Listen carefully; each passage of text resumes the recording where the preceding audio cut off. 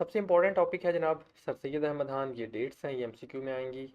मैं लिख रहा हूँ यहाँ पे। बहुत इंपॉर्टेंट टॉपिक है और काफ़ी दफ़ा पूछा भी जाता है। ये देखें, सर सैयद अहमद खान की जो स्ट्रगल थी वो मुसलमानों की अपलिफ्ट के लिए थी, और उसमें कॉन्फ्लिक्ट है एजुकेशन सिस्टम्स का, क्योंकि सर सैयद अहमद खान जो थे, आपने इंडिया में जो है एक नया एजुकेशन सिस्टम बेस्ड ऑन, जिसमें एक मर्ज किया बेसिकली, जो ऑलरेडी एग्जिस्टिंग सिस्टम था उसको नई बुनियाद पर इस्तेमाल किया। इस्लामिक ट्रेडिशन मिक्स हुआ वेस्टर्न ट्रेडिशन के साथ, तो इस तरह के एक आपने दिया, तो वो कॉन्फ्लिक्ट कर रहा था इंडियन और यूरोपियन ट्रेडिशंस का बेसिकली। तो ये क्वेश्चन पूछा गया है। अलीगढ़ मूवमेंट और उसकी सर्विसेज जो है सर सैयद अहमद खान की, मुसलमानों को अपलिफ्ट करने के लिए एजुकेशनली वो है। तो अगर एक वर्ड में मैं कहूँ सर सैयद अहमद खान का, तो आपने एजुकेशनल जो अपलिफ्ट है, एजुकेशन जो है, ये की वर्ड है सर सैयद अहमद खान का, जिसकी बेस पर उन्होंने रिफॉर्म्स करने की कोशिश की। ये अब हम देखते हैं। ये उनकी अर्ली लाइफ है, और his family was linked to Mughal court, और ये उनके लिटरेरी वर्क्स हैं। ये देखें, कॉजेज ऑफ इंडियन रिवोल्ट भी उन्होंने लिखा 1857 की वॉर के ऊपर। और उसके बाद ये उन्होंने लॉयल मोहम्मदन ऑफ इंडिया जो है ये बुक लिखी। उसके बाद आपने इंडियन मुसलमान जो है विलियम हंटर की ये बुक थी, इसके जवाब में आपने एक और बुक लिखी थी। ठीक है। उसके अलावा सारुस सनादीद, असबाब बगावत हिंद, ये देखें आपके सामने ये किताबें हैं। ये सारी बुक सर सैयद अहमद खान ने जो है, इनका मकसद एक ही था कि तालीमी तौर पर, इल्मी तौर पर मुसलमानों को जो है वो मोबिलाइज़ किया जाए, मैसेज को, और उन्हें आगाह किया जाए with the current conditions, updated conditions के मुग़ल एम्पायर ख़त्म हो चुका है, अब नेक्स्ट कैसे कंडीशंस होंगी, कैसे इंडिया के मामलात हैं, क्या उन्हें करना है, ये सारा सर सैयद अहमद खान लेकर चले। इंस्टीट्यूशंस अब हम देखेंगे उनके, बारी बारी हम एक एक इंस्टीट्यूशन को डिस्कस करते जाएंगे और हम देखते जाएंगे। जनाब ये देखें, साइंटिफिक सोसाइटी बनाई गई, इसका पर्पस क्या था? सबसे पहले देखें, 1864 में बनाई गई। इसका ऑब्जेक्टिव क्या था? साइंटिफिक नॉलेज को प्रमोट करना। इसका पर्पस था साइंटिफिक नॉलेज को प्रमोट करना, modern education, intellectual inquiry among Muslim population of India. Sir Syed ने बिलीव ये किया था, उनका ये मानना था कि साइंटिफिक और एजुकेशन के साथ ही मुसलमानों की प्रोग्रेस मुमकिन है, और रेशनैलिटी जो है, it was a crucial for progress and empowerment of Muslim community.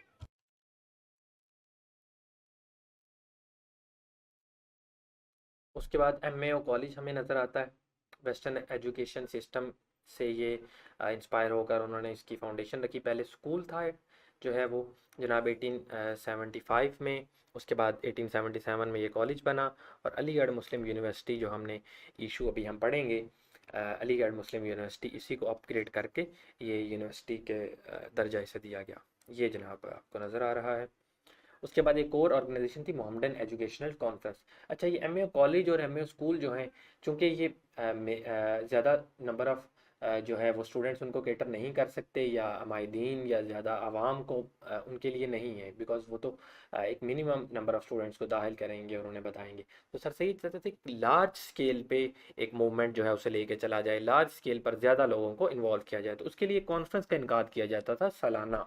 ठीक है। जिसमें जो है वो सारे इश्यूज बताए जाते थे। इसके ऑब्जेक्टिव्स क्या थे? एजुकेशनल डेवलपमेंट जो है वो कॉन्फ्रेंस के ज़रिए मुसलमानों की जाए। ठीक है। और यही कॉन्फ्रेंस जो है जनाब, ये एवोल्यूट होकर जो है बाद में प्लेटफॉर्म भी बना, जहाँ से मुस्लिम लीग भी जो है वो लॉन्च की गई बाद में 1906 में। तो ये जनाब उसके एक एनुअल कॉन्फ्रेंस की जो है वो एक झलक है।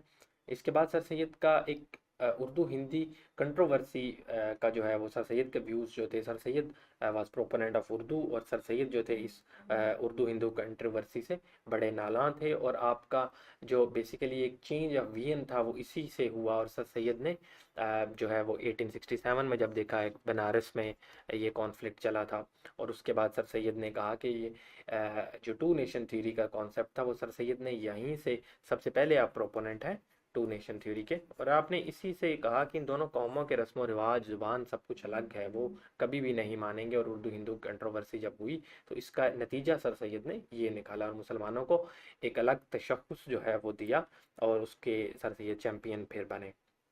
तो क्योंकि उर्दू को जो है ख़त्म करने की कोशिश की जा रही थी डिफरेंट सूबों में और उसके खिलाफ पॉलिसीज़ बनाई जा रही थी, तो सैयद के नज़दीक उर्दू की प्रोटेक्शन ज़रूरी थी और इसीलिए उर्दू जो है वो प्रोटेक्शन तंजीम भी एक बनाई गई।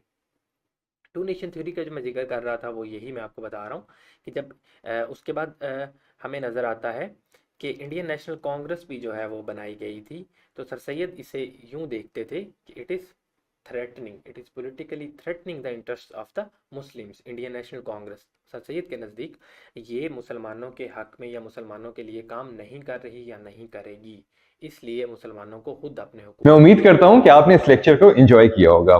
कंप्लीट लेक्चर नियर पियर की ऐप जो प्ले स्टोर से या ऐप स्टोर से आप डाउनलोड कर सकते हैं या फिर वेबसाइट www.nearpeer.org के ऊपर आप देख सकते हैं। YouTube के ऊपर सारे के सारे लेक्चर जो है वो स्कैटर्ड होते हैं, कोई कहाँ पढ़ा है कोई कहाँ पढ़ा है, तो एक फ्लो नहीं बन पाता पढ़ाई का। लेकिन वेबसाइट के ऊपर ऐसा हरगिज नहीं है। तमाम के तमाम लेक्चर टीचर्स ने एक फ्लो के साथ एक ऑर्गेनाइज स्ट्रक्चर में डाले हुए हैं और ना सिर्फ लेक्चर्स हैं बल्कि साथ में क्विजेस भी हैं, टेस्ट बैंक भी है, स्केड्यूल भी है प्रॉपर, जिसको आप फॉलो करके अपनी तैयारी को ऑप्टिमाइज कर सकते हैं। एआई बॉट है जिससे आप कोई भी सवाल करें तो 30 सेकंड के अंदर अंदर आपको जवाब मिल जाता है। 24/7 टीचर का एक्सेस है, लाइव सेशंस का पूरा स्केड्यूल है, तमाम वो चीजें जो आपकी तैयारी को पक्की बनाने में आपकी हेल्प कर सकता है। अगर आपका कोई भी सवाल, कोई भी क्वेरी, कोई भी कंफ्यूजन है तो feel free to drop us a WhatsApp on the given number. हमारे काउंसलर्स हर वक्त इंतजार में बैठे होते हैं कि वो किस तरह से आपकी बेहतरीन तरीके से मदद कर सकते हैं। All the best.